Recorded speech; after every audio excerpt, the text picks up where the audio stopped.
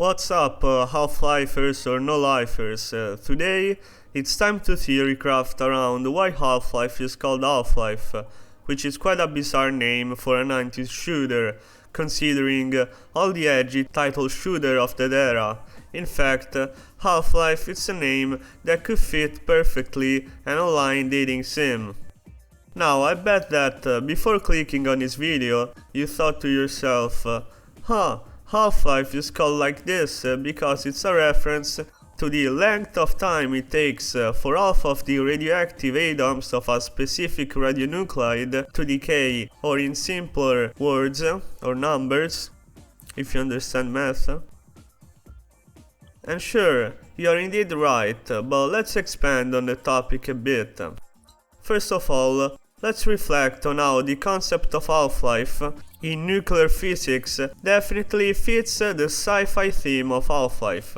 I mean, the game takes place in a facility full of toxic waste, radiations and crystals which origins are as unknown as when the police is asking you where the crystal that you seized from your pockets came from. Since we're talking about substances now, we are all aware that the half-life term can also refer to the biological half-life of substances in the human body. Look it up in Wikipedia if you have a drug test incoming. Oh, and let's not forget about the lambda symbol, which represents the concept of decay in the half-life equation. And I bet you also know about the PS2 cup mode called Half-Life Decay. But wait, it does not end here. While the references to math or chemistry fit Half-Life 1 perfectly, in Half-Life 2 the game strays away from a scientific facility and introduces new places and enemies. Now, if you didn't know, throughout the entirety of Half-Life 2 and the majority of Episode 1, a suppression field built by the Combines is active, and its role is to quell any form of sexual desire, thus impeding human reproduction in an attempt to make humans go extinct. And guess what? In ecology, the concept of Half-Life and the lambda symbol represent the annual population growth. So this interpretation would fit Half-Life 2 bleak reality perfectly. Since we are at it, let's mention how even the expansions have a sciency meaning to them. Opposing force refers to the very basic notion in physics of the equal and opposite force applied back whenever any force is applied to an object. And with that heavy pipe wrench of his, Shepard could surely apply a lot of force onto the enemies he stumbles upon. Next comes blue shift, and it seems that in astronomy, blue shift means that when an object is moving towards us, the light coming from that object is known as blue shift. Cool stuff. But you know, science and math are boring subjects, and I'm not here to tell you what Wikipedia can explain better. So let's delve deeper and find a new interpretation to the title of this great franchise. But first, I need to mention Gabe's Newell answers in a 1997 interview to a question regarding why Half-Life is called so. He initially mentioned the scientific meaning and then gives two interesting answers. Here's the clip. What does half-life mean? There are a lot of connotations for it. Yeah. Half life, half dead. Yeah. The lambda symbol that we use, which is used in the physicist calculations about what half-life is, also were used by hobos in the 1920s to indicate places that were too dangerous for hobos to go. Oh, wow. It's also the Japanese symbol for enter. I don't know why, but I can see an hobo using a crowbar to defend his hard-earned spot. Let's also make a consideration on how Half-Life's sober title manages to distinguish the game from the plethora of edgy named shooters of that era, such as Duke Nukem, Doom, Quake, even Heretic could be considered edgy, while Blood is both emo and edgy at the same time.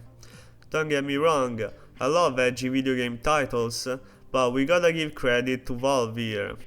Oh, and did you know that Half-Life was originally planned to be named Quiver, after the military base called Arrowhead featured in Stephen King novel The Mist?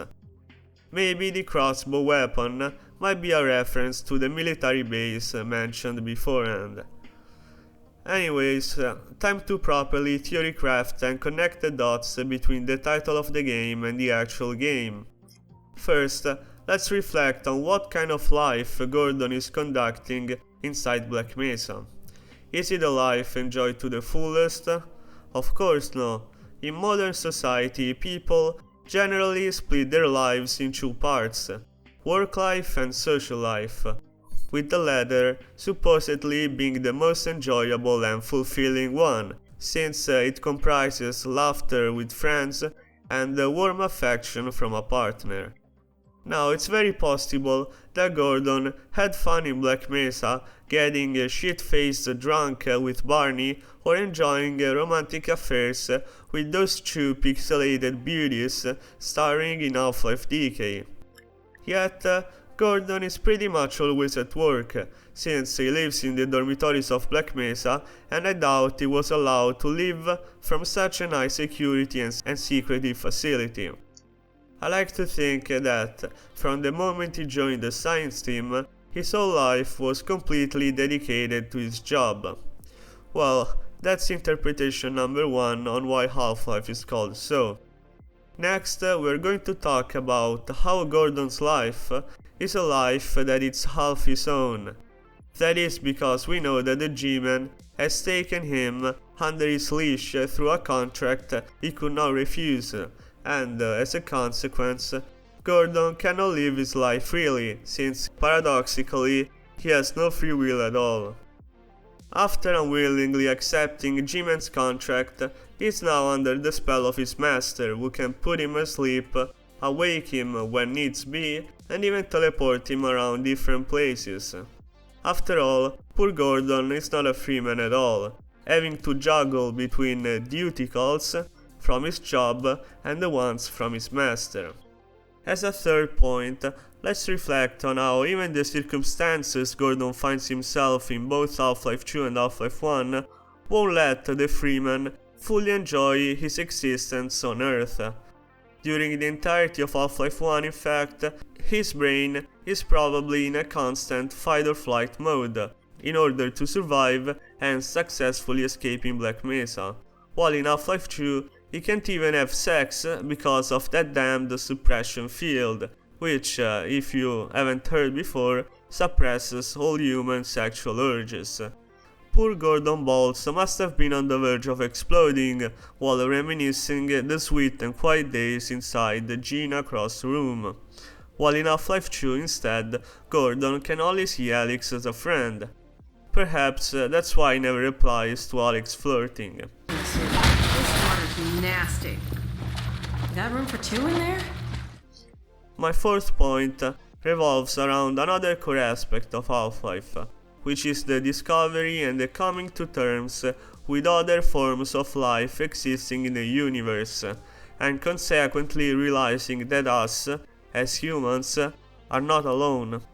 Of course, I'm talking about the aliens of Half-Life.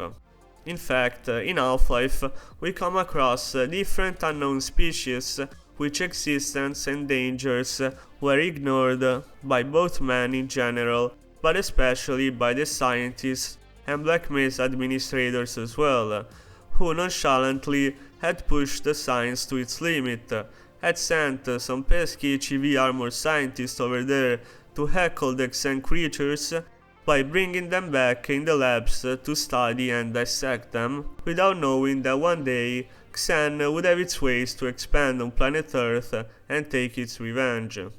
Hence, after ignoring the other half of creatures that were mostly unknown to man, in the world post-resonance cascade, both halves of existence will have to coexist and tolerate each other on Earth. So, as a fourth point, the Half-Life title could be a reference to alien life in opposition to human life, and about all the aliens' lives you cut in twain during your jolly adventures. But the final and most important point revolves around how it takes half of your fucking life for a proper Half-Life sequel to come out. This closing take was kindly suggested by none other than Reddit users. So this is it for today. If you have any other hypotheses, feel free to share them, and like and subscribe if you enjoyed the video.